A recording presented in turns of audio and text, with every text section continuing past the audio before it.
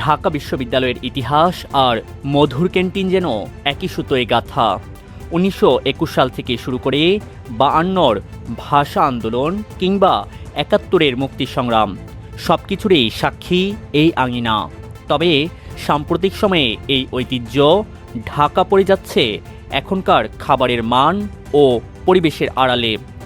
সরেজমিনে গিয়ে দেখা যায় অপরিচ্ছন্ন পরিবেশে অযত্নের ছাপ নিয়ে জ্বলছে চা বানানোর চুলা, কেটলিতে তৈরি হচ্ছে গরম চা। রান্নার উপকরণগুলোতে দেখা গেছে অযত্নের ছাপ।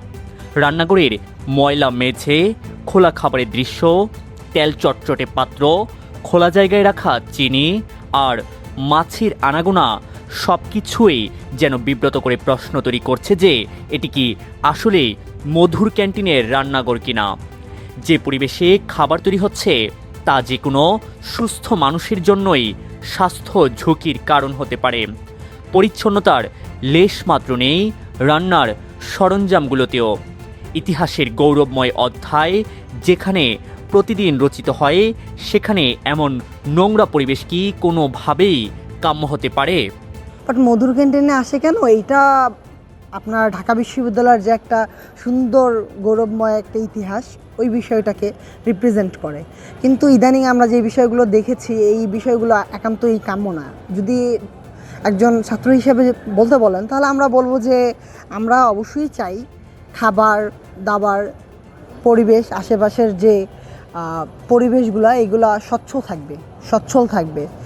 আপনার দৃষ্টিকটু এমন কিছু লাগে, এটা কখনোই কাম্য হতে পারে না। অথচ মধুসূদন দে আমাদের কাছে একটি ভালোবাসা ও শ্রদ্ধার নাম, যিনি আমাদের কাছে প্রম শ্রদ্ধেয় মধুদা নামে পরিচিতি।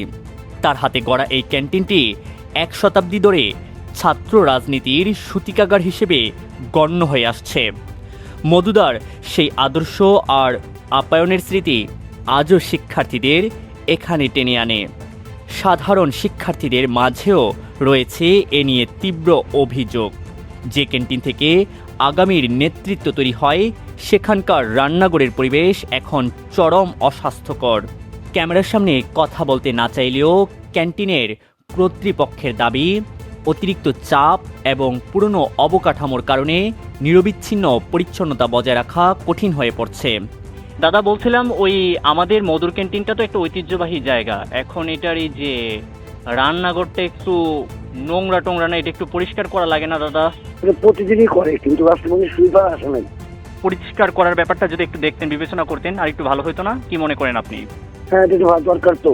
এছাড়াও ক্যান্টিনের অভ্যন্তরীণ ওয়াশরুমে নেই কোনো সিটকানি।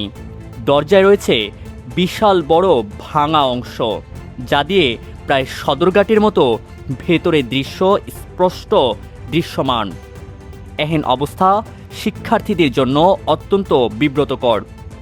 ঢাকা বিশ্ববিদ্যালয়ের মধুর ক্যান্টিন কেবল একটি সাধারণ খাবারের জায়গা নয়, এটি বাঙালির রাজনৈতিক ইতিহাসের এক জীবন্ত দলিল। তবে সাম্প্রতিক সময়ে এই ঐতিহ্যকে পাশ কাটিয়ে এখানকার খাবারের মান ও পরিবেশ নিয়ে সাধারণ শিক্ষার্থীদের মনে গভীর উদ্বেগের সৃষ্টি হয়েছে।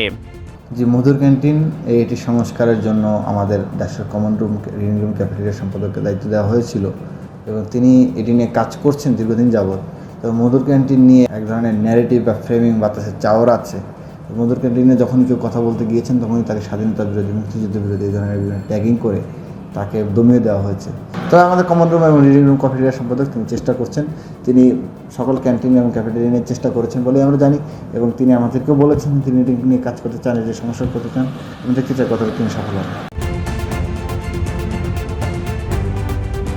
ছাত্র রাজনীতির আতুর ঘর বলা হয় ঢাকা বিশ্ববিদ্যালয়ের এই মধুর ক্যান্টিনকে। বাংলাদেশের ইতিহাসে ঐতিহাসিক একটি স্থান এই মধুর ক্যান্টিন। কিন্তু শিক্ষার্থীদের জন্য যে নোংরা পরিবেশে খাবার তৈরি করা হয় মধুর ক্যান্টিনে, তা আমরা ইতিমধ্যেই দেখতে পেয়েছি আজকের প্রতিবেদনে।